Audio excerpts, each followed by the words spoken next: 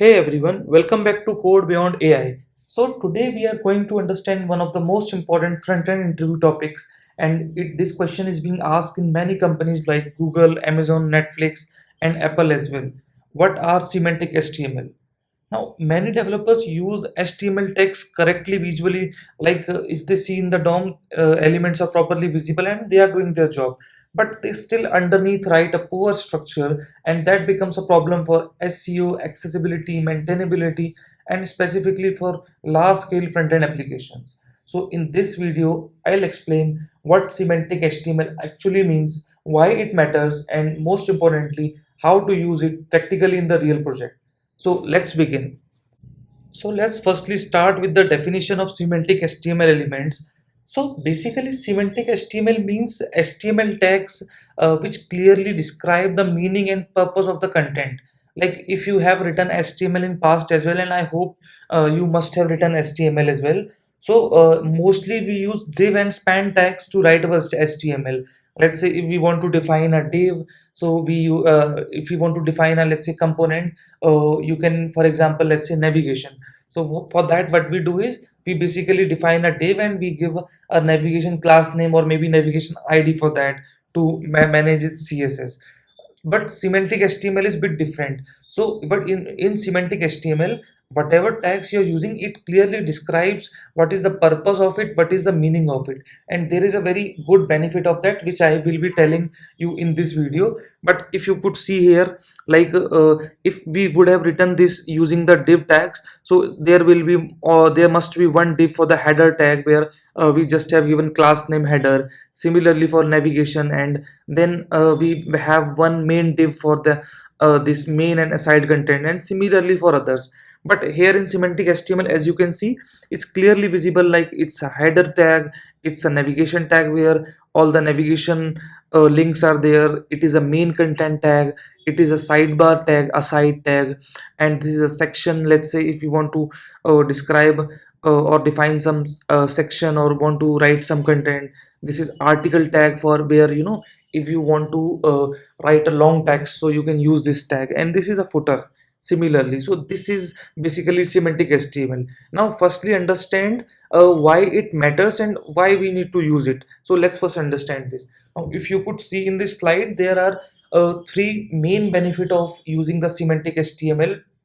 Now first and the most important benefit is it's better for SEO. Now basically search engine understand your content better, which can improve your website ranking only if you are using HTML semantic tags. Now for example, I'll tell you, let's say in JavaScript, if you return a variable, let's say variable x equals to 10. Now this doesn't define what it means, but what we do in JavaScript as well, if you have written, like let's say we have defined a variable clearly, let's say age equals to 10. Now that variable define what it means, it's basically age of a user. So similarly in the HTML as well, if we use meaningful tags, the Google Google crawler comes on our website, it basically crawls our websites and understand like what's written in the website and what's the content, in which niche like our website is serving. So on the basis of that, it basically ranks the websites. Now if you have searched on the Google, you must have seen some website has lower ranking on the second page or third page, and couple of websites are on top page. So this is, or this plays a really big role in this semantic HTML, so that Google crawlers can understand like what is the purpose of your website. So first and most important benefit of this is this better for SEO. Now if interviewer asks as well, so you can tell these three benefits. Now let's come to the second one, which is better accessibility.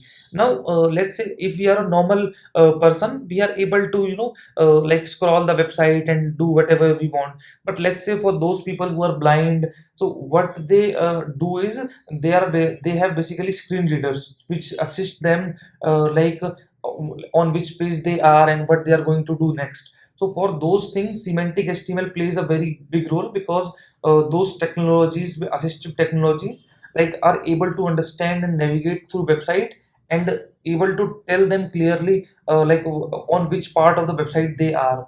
So it's really better for accessibility, and in this video only I'll also give you the proof of that. Like we will be testing a semantic HTML code and non-semantic code, and we will see the result as well.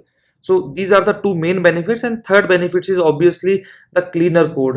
Now like as I told you, if you could see here in this slide, like this is the non-semantic HTML or normal code which we usually write. If you could see that we have a header, we have a logo, and we have menus, and similarly content. Now the problem with this code is there is no clear meaning defined, like why we are using it. And second, hard for search engine, as I told you, like it's really hard because search engine are able to identify what section is this on the basis of these element tags only. And third is hard to maintain. Let's say this is a 10 line code, but let's say if we have around 100 or maybe 1000 line HTML code, then it's really difficult to maintain that. Let's say if you have any bug on a certain line of or certain class name, so it's really find like hard to find that bug. But now on the after side, if you could see, this is the clean clear semantic code where like we have clearly defined this is a header component, so everyone is able to understand this is a header. Similarly, in the main we have a section component where we have an article where you can write all the text content, and similarly aside and footer. Now this is, now you can clearly see the difference, which is the benefit of that. Now like let's go to the code base on VS Code, and I'll help you understand through the metrics why cemented code is much better. So let's go. So here we are in VS Code, and I have already prepared two files. One is bad HTML and one is good HTML. Bad HTML basically means our normal div code which we usually use, and good HTML means the semantic code I have already written for you. So let's understand through by running this code why our semantic HTML is much better. I'll give you a proof as well. So let's just copy this code and paste it here in this index.html, and let's just go. Now if you could see, it's just an example code. So let's go to inspect, and we will go to the lighthouse, and we will see what is the score of this like non-semantic HTML code, which is a normal code. And I'll also tell you what are the issues in this. So let's first analyze the by using the page load. Let's first see the matrix, and then we'll discuss more. Now if you could see, this is a normal website, just a few lines of code. Here performance is fine because we are not using anything else.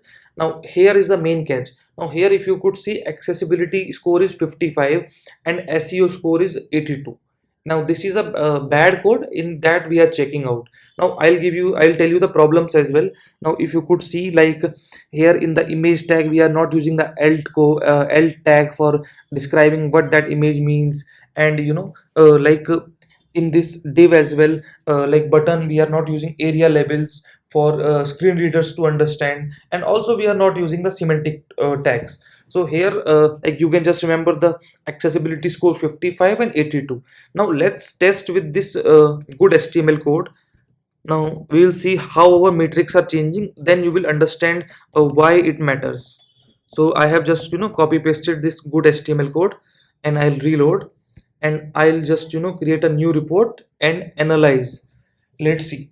Now you will see the magic yourself.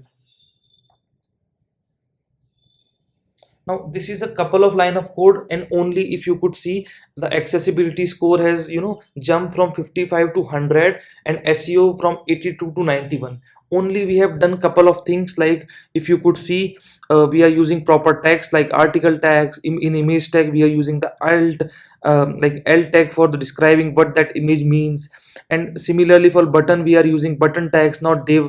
And similarly for navigation, but in our bad code we were using div for the button and just define the class, and in image we are not using the alt tag, and there is no semantic. Now you will be able to understand better why semantic tags matters, because this SEO score and this accessibility score really plays a very big role in the ranking of your website. So that's why like semantic tags are important, and it is also mostly asked in interviews. So that's all about semantic HTML tags. I hope you are able to understand semantic HTML better now. If you have any doubts, any questions, you can ask me in the comment section.